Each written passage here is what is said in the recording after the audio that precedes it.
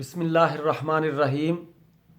حضرت ابو ہریرہ رضی اللہ تعالی عنہ سے مروی ہے کہ رسول اللہ صلی اللہ تعالی علیہ وسلم نے ارشاد فرمایا کہ فرض نماز کے بعد افضل ترین نماز رات کے درمیان حصے کے بعد والی نماز ہے، یعنی نماز تہجد۔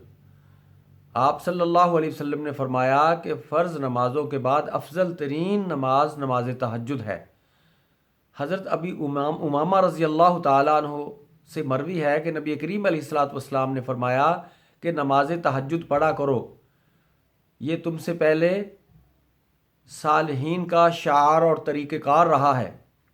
اور آپ نے فرمایا کہ نماز تہجد اللہ کے قرب کے حصول کا بہترین ذریعہ ہے، اور یہ کہ تمہارے گناہوں کو مٹا دینے کا ذریعہ ہے، اور فرمایا کہ گناہوں کو روکنے کا ذریعہ بھی نماز تہجد ہے۔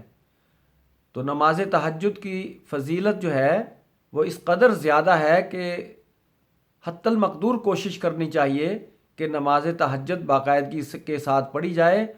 اس کے ساتھ بے شمار برکات حاصل ہوتی ہیں، دعائیں قبول ہوتی ہیں، اور اللہ تعالیٰ کی طرف سے انعامات عطا کیے جاتے ہیں، اور بالخصوص یہ کہ قرب الہی اور معرفت الہیہ کے حصول کا بہترین ذریعہ نماز تہجد ہے۔